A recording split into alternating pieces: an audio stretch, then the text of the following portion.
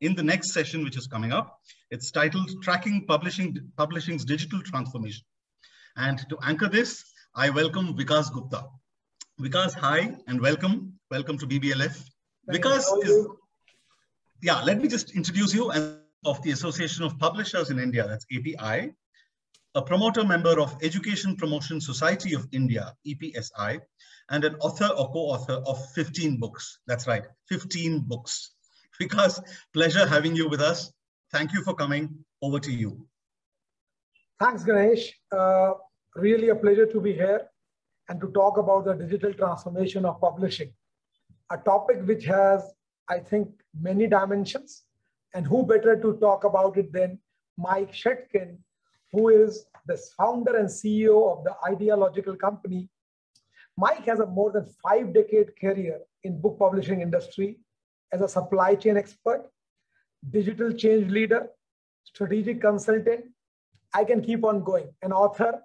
So what he has seen, maybe I can say his experience in publishing is maybe equal to my age, if not more. But what he has achieved in the industry is a lot of global goodwill, as well as global insights about the whole transformation of the publishing industry. Mike has worked with Wiley in multiple roles during different times of the decade. So I will take some of the time today to pick Mike's brain on about why this has happened, what has happened in the past, and how it will shape our future. Mike also went ahead and created his latest book, The Book Business, What Everybody Needs to Know, which he co-authored with the late Robert Reiger.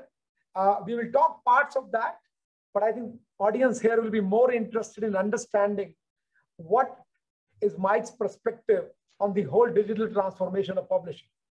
So, hi, Mike. Welcome to the chat. I hope it is not too early for you, but thank you for being here. It's an hour later for me than it is for Keel. It's a piece of cake. So, Mike, let's start with some of the history, because many of our listeners here today may not have a good understanding of the whole publishing ecosystem. It is still very much prevalent in a similar form in India, which is there in the US many years ago. But if you can spend maybe 2 or 3 minutes in making people understand the whole advent of publishing from its roots and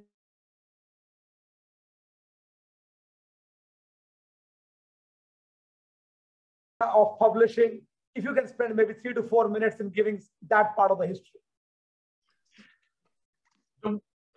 There are a variety of ways to visualize this, but one that seems to me to be helpful is this. In 1990, in the English-speaking world, there were 500,000 books.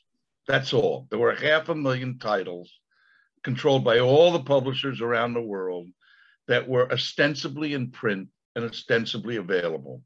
So each new book coming into the world came into the world competing with 500,000 other possibilities. But in fact, the real competition was among the books that could be in bookstores. And in those days, there were bookstores that had 100,000, 150,000 titles. Big superstores were just happening. So the odds of finding a book that you want in a bookstore were very good, because that 500,000 books included a lot of old, long tail, obscure things. So the stores were carrying most of what was of any commercial interest at that time. But the only people who could put their books in the bookstores were publishers who had sales forces and warehouses and ways to relate to the bookstores. So an individual human could not get their book into a bookstore. A fledgling publisher could not get their books into a bookstore. Today, if you look at Ingram's database for Lightning, and that you know every one of those books does not exist, but if you order it this afternoon, they'll print it tonight and deliver it to you tomorrow. That's 19 million books. So it is 38 times the number of books that were available 30 years ago. And so each new book coming into the world today is not competing with 500,000 possibilities. It's competing with 19 or 20 million possibilities.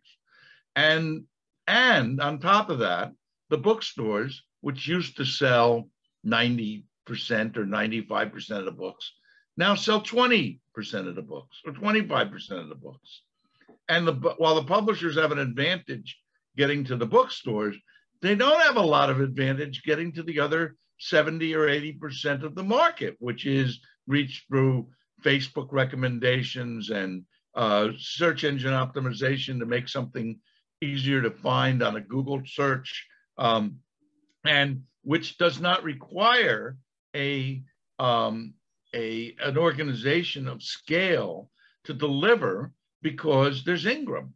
So what happens is, if you're anybody, if you're you or me or Random House, your book looks the same in the Ingram database, and your book is equally available through Ingram Wholesale with anybody else's book. So the advantage that the big publishers had was diluted in a number of ways. They don't have a monopoly on the number of titles. They don't have a stranglehold on the only real distribution system that works. And as a result, although I don't really have the numbers to prove this, I think it's true.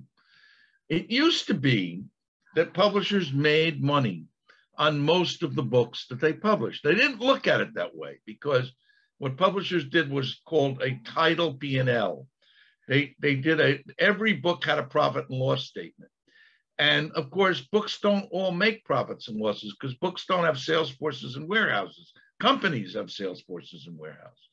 So in order to make the math more rational, what the publishers would do would be to add an overhead factor into the book, so to pay for the community costs. So they would say 35%, pick a number, 35%.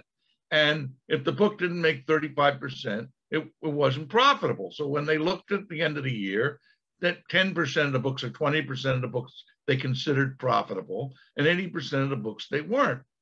They didn't.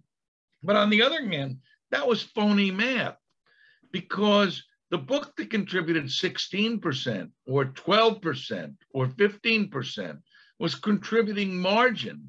And that margin was part of the company's profit at the end of the year. And if they didn't publish all those books that they called unprofitable, they would actually have really been unprofitable, because they would have lost all that volume that generated margin. There was a publishing executive in the States called Tom McCormick, who in 1970 took over St. Martin's Press. And Tom McCormick had the same good fortune that I did, which is that he learned the publishing business from my father. And so Tom McCormick learned early on that the P&L was phony, that the title P&L didn't make any sense. And what you needed to look at was, did a book contribute to gross margin or did it not? And what Tom found, which was true for everybody else, but they didn't know it, was that 85 or 90% of the books that big publishers did contributed positive margin. And so what Tom interpreted from that, and he was completely correct, is if I publish more books, I'll make more money. And so he started expanding his list as fast as he could over the 30 years that he ran St. Martin's, and he built them into a giant by doing that. Okay, so you're now in a world which has changed again, because now in 2020, it's again true that publishers really can't make money on many of the new books they publish. Where the big publishers are is in an interesting but very comfortable but not necessarily sustainable place. Because what's happened is that suddenly all sorts of backlists that would have been dead years ago, maybe even out of print years ago, is delivering margin, because they don't have to maintain inventory. They can have it in print on demand. And all of a sudden you get a news break on somebody dies, and 4 people become more prominent as a result of that, and you had a book from 17 years ago, you can suddenly dust it off and make sales.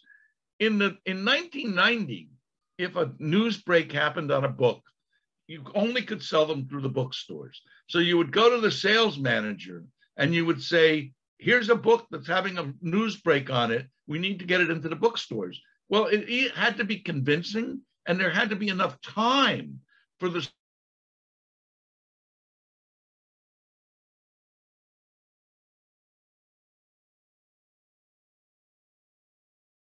went unused because you couldn't use them unless you could have time to load the bookstores. That's no longer true. Now, if there's a news break and you can get the book on somebody's screen in front of them, they can push a button and they can get the book ordered by Amazon or anybody else that Ingram supplies. And even if the book doesn't exist today, it's not printed, it will be printed tonight and it'll be mailed to you tomorrow. And it will be no different than a book that was printed and was sitting on the shelf, or was a book that a publisher had a big expectation for. So sales can happen on books where they couldn't have happened years ago. So if you're a big publisher with thousands and thousands and thousands of titles on your backlist, you can't make new titles work the way you used to. But lots and lots of your titles on your backlist are producing sales and margin for you that would not have. So the big publishers are maintaining their top line sales. Their profits are actually growing. But the bad news is that self-publishing and small-time publishing is getting bigger, and the commercial publishing is getting smaller. And the big publishers can no longer replenish their backlist with new titles in the way that they used to, because the new title publishing is not as profitable as it used to be.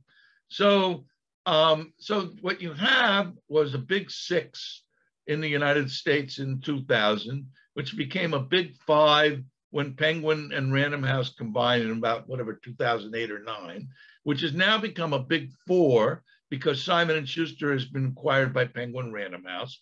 And frankly, in my opinion, by 10 years from now, there will be one big trade commercial publisher left. There won't be more than one, maybe 2. Meanwhile, the share of total sales that is going to commercial publishing is shrinking. And there's all kinds of sales going to entrepreneurial authors and self-publishers who have speaking engagements they can sell their books at, or companies that they can promote their books through. And they're doing things which are not the classic book publishing launch way thing. So maybe a little more time than you thought we'd spend on that, but I hope that gives a perspective of the change that we've seen. So Mike, you are absolutely right. Like, I wanted this talk to be more on the business of publishing because that's what it's all about. What you are saying is totally right. Publishing started as a business of families or individuals who had the passion to spread something. It was not about making money. It was more of, they made money was secondary, but it was not about the business of making money. It was about that anything you publish will get sold because you have a very limited distribution. If your relationships sell, if you know 200 booksellers, you have 5 copies each, 1,000 books go out of the market day one. The Indian publishing industry is very similar. So till I will say 10 years ago, we had the same, like you saw about 20 years ago in America. But what is interesting in all of this was you had a monopolization of can everybody get published? And then the big players come in, they create more and more books, they become bigger. They keep on acquiring the small publishers. But now with the online players coming in terms of distribution and digital models of distribution coming in of both e and print books, anybody could publish. Anybody, any author, any writer, any business thought leader, whoever you are, anybody can publish, and you don't need the middleman. Now, publishing, if I talk from an Indian perspective, if I'm a publisher, And if I meet people from outside publishing, the first thing they ask is, where is your printing press? So because they consider publishers to be printers. But the truth is they don't even understand what goes behind in creation of a book, let alone marketing and distribution in terms of creation. But now you are a self-publishing model, which slaps the publisher on the face. Then anybody can publish. What your stories are you telling from the last 20 years? It's a very complex procedure. It goes through this and that. I can just write, get somebody to review it, put it online, publish it, maybe print on demand or digital. So this democratization of publishing, which is happening now, how do you see this going forward with respect to trade and self-help and business books? And what do you see, what is coming, and how can publishers or authors in India benefit from it? Well, first of all, your summary suggests that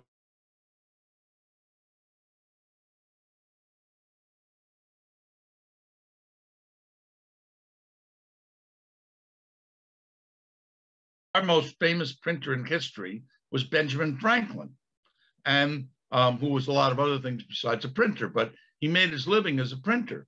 And Benjamin Franklin published Poor Richard's Almanac, which was one of the first classics that was created on this side of the Atlantic, because he could use his printing press and he could print something, and that was not ordered by somebody else, but he had good costs because he owned the printer. And then over time, it became no longer an advantage to own a printer. It was more advantageous to be able to buy printing services so that you got the right printing press for the right job at the right time, rather than having to keep the press running as a preoccupation. And what defined the publisher was the control of the outlets of distribution. So starting in really, it's a 20th century phenomenon.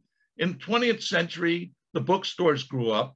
The publisher's ability to reach the bookstores grew up. If you could get your books in the bookstores, you could be a publisher. You couldn't get your books in the bookstores, you couldn't be a publisher. And that is now all gone. So the answer to your question about where the future is where's the competitive advantage?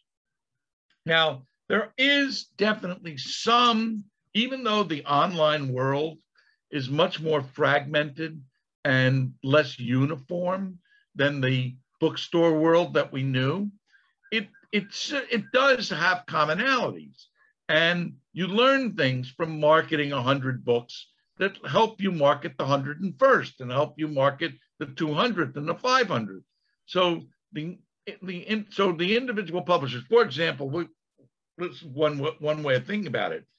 All the big publishers and Ingram, by the way, has built itself into a publishing services business, so that if you're a self-publisher and you have no bookstore market and you have no conventional book market, you may do it all by yourself. But if you're a self-publisher that wants to reach bookstores, you need some distribution. And if you're big enough, you might be able to get one of the big publishers to be your distributor, but you also can get Ingram to be your distributor. And Ingram will take one book at a time. That's what Ingram Spark is all about, which is that that's an onboarding mechanism for books that aren't coming from a line. But so if you use Ingram Spark, you can, and you have a book that's worthy of bookstore attention, they can get you bookstore attention.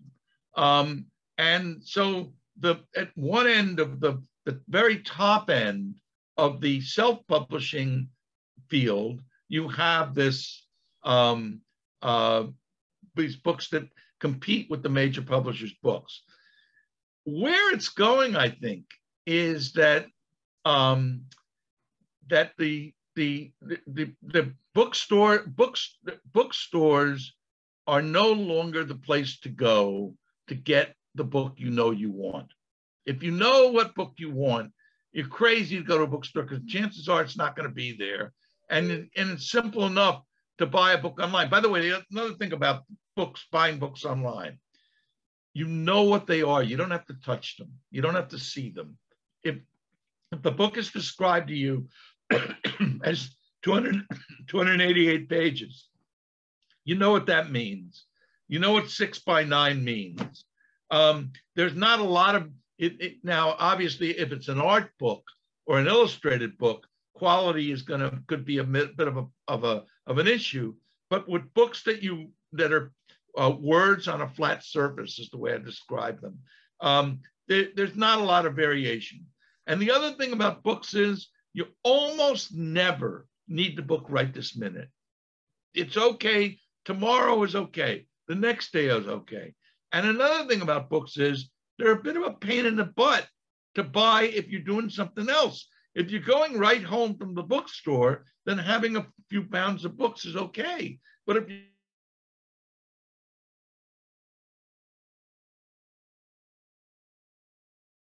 the thing about books as a product is that they're not particularly well suited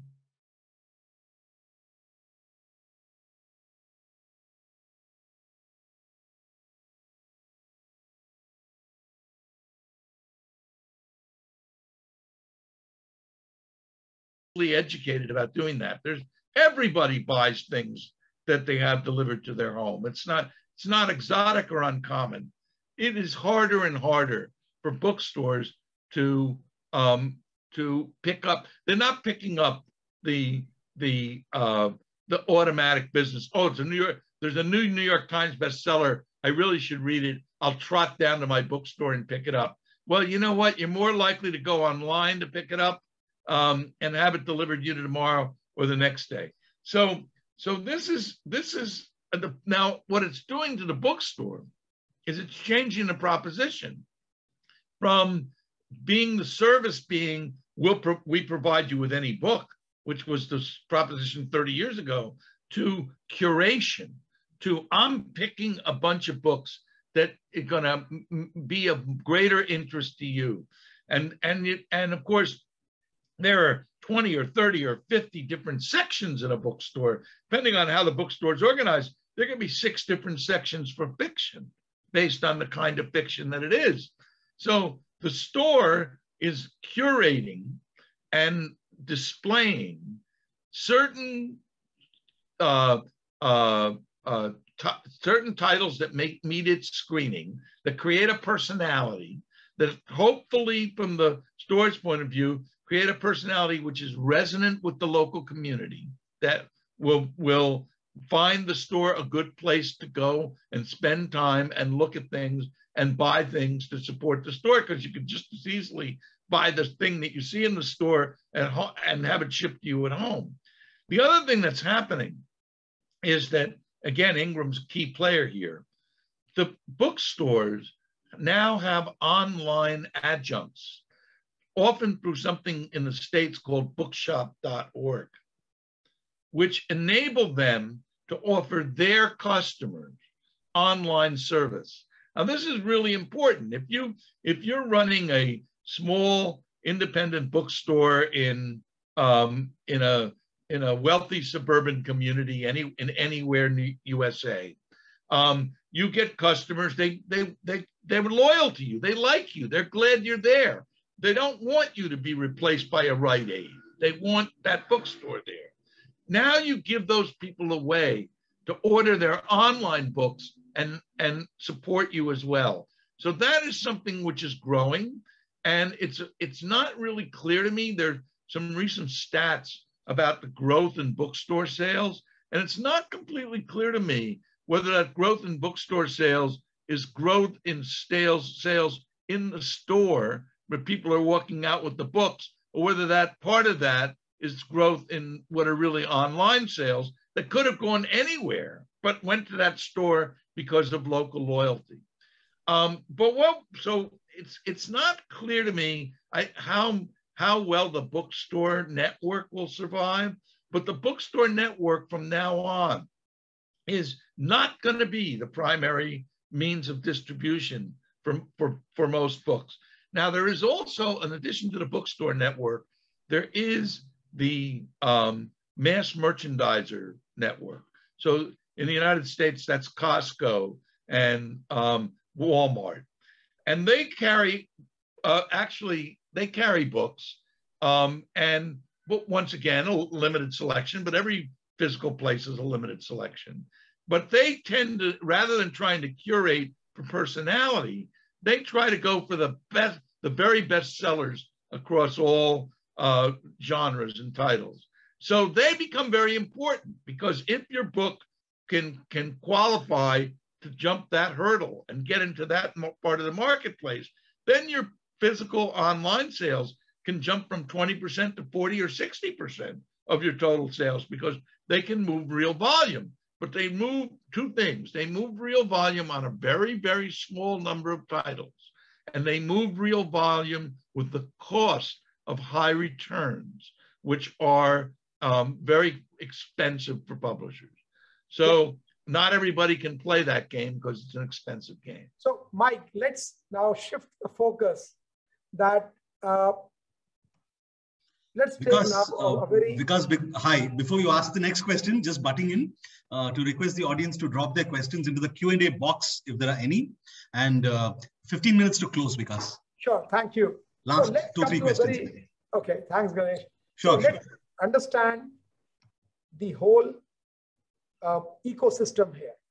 You have publishers which are struggling because of the new models of distribution, new models of self-publishing.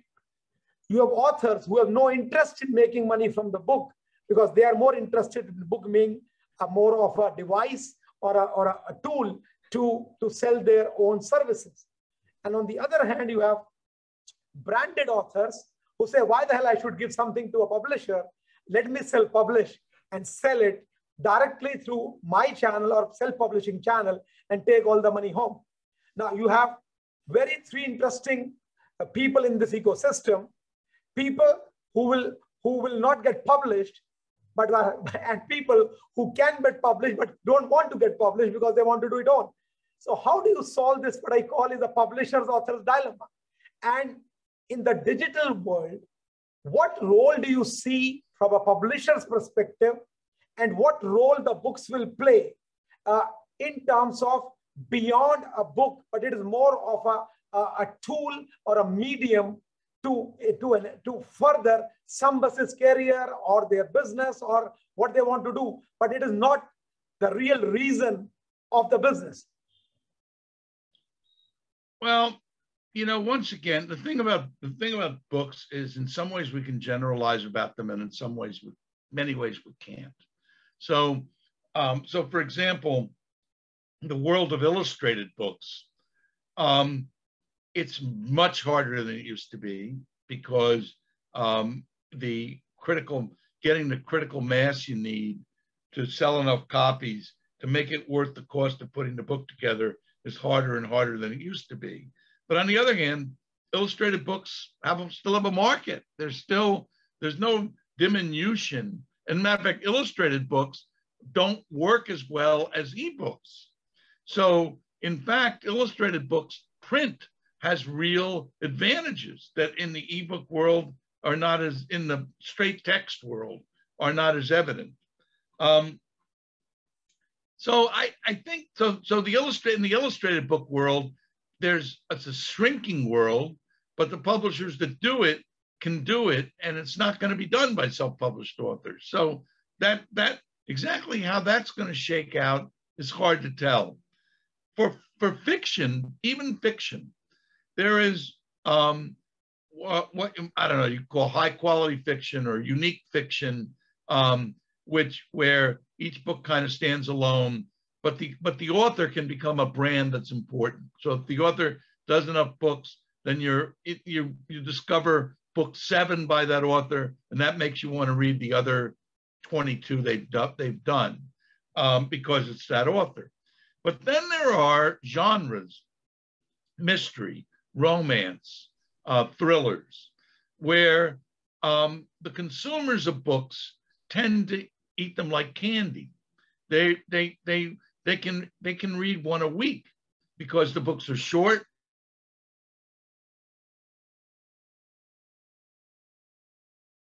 Can sell and create series where there are 5 or 10 or 20 books and you convince somebody to start the series, and you've made a number of sales to them. And in fact, what happened in that world, this is a world that was really disrupted by digital, because the self-published author can do those books for 99 cents or $1.99. They're not trying to protect the print sale. And 99 cents or $1.99 is really important pricing if you read a book a week. It doesn't matter if you read 3 books a year, but it matters a lot if you read a book a week. So that kind of publishing, romance publishing, has gotten very hard for commercial publishers to do anymore. And that's the sort of the nature of things, is that company histories are going to get very hard for people to do anymore, because the companies will do their own. And so I think that's that you're going to see the book business is being chipped away, sort of genre by genre, vertical by vertical, is being made more difficult for the commercial publishers. That you have now what they call hybrid publishers, who are a combination of publishers who do it the old-fashioned way and publishers that try to run author services businesses alongside their regular publishing. That may be a transition that a lot of publishers will make. So I add to that, Mike. I personally believe that the model of creating the book still remains the same. You are creating content which is static and flat. I think where publishers' future lie is definitely around building platform of communities. And if you are becoming a community, a platform player like Facebook, where you may not own the content, but you own the audience, is where the reason people will come to you and pay you a fee. So I see a more social adaptability of technology, and books becoming more and more social enterprises where you have groups and groups of people, and people can debate and chat and add and whatnot. So in my future of books, it will be more AI and technology driven, and publishers becoming more platform players than becoming publishers of content itself. So content will become more and more crowdsourced, or people writing what they want. The second publishing that you talked about was the whole story around using the book as a tool to market yourself. Because book gives you the credibility still that if you write a book, you are thought to be a thought leader in that field, or at least an expert in that field. I think that kind of publishing will still keep on going. What are your views around that? Well, no, you're actually, I resonate completely with what you said. The way I talk about it is that publishing is going to diminish as an industry, but it's going to become a much more universal function. And every business will think, could I be using books as part of my business? And books have all kinds of applications. They can educate your potential customers. They can brand your executives or your trading partners by making them authors. There are all kinds of things that books contribute. And I think we're reaching a point, and I've been writing about this and actually investing in this idea with a business that I got associated with, because I think that every entity, every law firm, every consumer goods manufacturer, everybody is going to say, what do books have to do with my marketing, with my branding, with my distribution of information to my customer base and to my trading partners? And I think we're going to find more and more people using books. Right? One of the things that I've observed is it doesn't cost any more to put content out as a book than to put content out on a website. It just requires knowledge. It doesn't require money. And when companies are spending a lot of money creating a lot of content to put on websites, it's not going to take too long before somebody figures out, wait a minute, we should be thinking about books too. And some companies are beginning to see that. And I think that's the publishing industry of the future. And I think that's also where the people who have jobs in publishing today, who are looking what's going to employ them tomorrow. What's going to employ them tomorrow is a company that's not in the book business, but wants to do books. And they need book expertise in order to make that happen. They don't need an organization, but they do need some expertise. And that may be the hope for some longer careers for the people who are in the business now. So Mike, I will add to what you said. I wrote a paper on the future of publishing from a technology perspective, in which I did a lot of research and came to the conclusion that the flat content does not make people excited. You read it once, somebody may tell you the whole story in 2 lines or 10 lines or a page or a small summary. But what is happening to the gaming industry could be the future of fiction, where the way the story goes based on an AI platform could change based on your social media profiles, your friend circle and everything. And as you read the story changes colors based on, and a lot of content is being generated through AI, which still has the author's voice, but creates a very personalized, likable experience for you based on what you think right and wrong. So that's, I feel, is one of the futures of publishing, which publishers should look at. Any comments on that before we take a few questions? Well, I think what you're just describing, because is digital publishing, right? In other words, and I definitely think that that's a branch of digital publishing, is books that are different depending on who's reading them and what buttons they push as they're reading the book. Yep. So I don't see any questions. Okay. I know you are not an expert of higher education and other kind of learning publishing, but a lot of people may ask. So what we have seen in higher education publishing is that the role of the book has diminished totally. It is now the platform which now rules the roost, not the book anymore. So in that context, because from a user perspective, it is a better experience, and you embrace that experience of that you have simulations, you have questions, you have quizzes, everything built into an interactive form. So it's a better way to learn. But I still believe, Mike, the better way to read fiction or a trade book or a business book is still the old-fashioned way. So do you think the old-fashioned way of reading a book remains, or that, I know it is becoming digital, but still you believe that no, reading it physically is still, I prefer it. Maybe I'm wrong, maybe the new generation may not. You know, what are your views around it? I think the history of ebooks has been a quest to improve on the idea that words on a flat surface by themselves are not enough.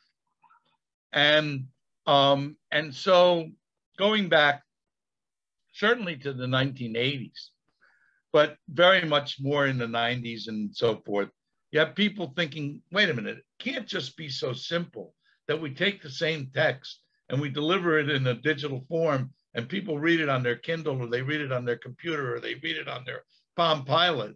And that's all. I mean, we gotta look at all the things we could do. We could put animation in, we could put this in, we could put that in. And you know what? It didn't sell because people didn't want their reading experience interrupted. People are perfectly content reading from page 1 to page last and getting a story told to them or learning something. So the fact is that, and there have been a lot of people who've spent a lot of money trying to CD-ROMs. I remember with CD-ROMs in the 1990s. What were the advantages of CD-ROMs? Well, the CD-ROMs could hold a lot more information than a diskette. Well, what was the value of holding a lot more information? In straight text, there's no value to holding a lot more information. We had all the room we needed on the diskette for the whole book to be in text. So if we're now going to have CD-ROMs, we have to do more. So we have to put video in, and we have to put audio in, and we have to put quizzes in them. And nobody bought it because that's not what they wanted. What they wanted was to buy a book and read the book. And some people found that it was a lot more. I personally switched to reading ebooks in the 1990s when I had a Palm Pilot. and I've never switched back. And I don't say I never read paper books. I do read paper books, but I mostly read ebooks because I've always got the book in my pocket and 20 others. And I find that much more important than having the physical book. Having said that, that difference between books and all the other digital media is this. When you listen or watch video or audio, it goes into your eyes and ears the same way, whether it came off a CD or it came off a phone wire or it came, whatever, it's still the same when it hits your eyes and ears. A printed book is a different experience than an ebook. And a lot of people have said, I like it better. I would like to, I'm willing to pay extra because I find reading a printed book a more gratifying experience than reading an ebook. Well, there's nothing wrong with that. It's perfectly okay if that's what people prefer. And we've reached a point where we can deliver one copy of one book to Vikas because he wants to read it in print. And we don't need to deliver any others to anybody else. This is something which I don't think is sufficiently appreciated by the book business. We're protected by two things. The printed book is something people want, and we're not dependent on advertising. And almost all other digital media don't have those two moats around them that the book business has had. Agreed. So Mike, last question before we end. How are the ebook sales globally in the pandemic world? Are they increasing? Are they decreasing? Or print is making a comeback? You know, I wish I could give you an answer to that question. I don't think I know. I think that'd be a good question, not to ask Keel Hunt, but to ask the Ingrams, right? I mean, the Ingram book, the Ingram Content Group could give you an informed answer to that question, but unfortunately, okay. I don't think I think I can add a bit to that. So from a Wiley perspective, we have seen flattening of ebooks in the pandemic, people ordering more print. Maybe they wanted to look and feel, they wanted to, go the old way, live the old life. So it's different from country to country, but what we saw was a flattening of ebooks.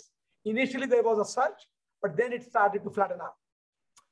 Thanks, Mike, for the amazing chat today. Really, really privileged to talk to you, learned a lot. And I think I'm pretty sure all of our listeners did.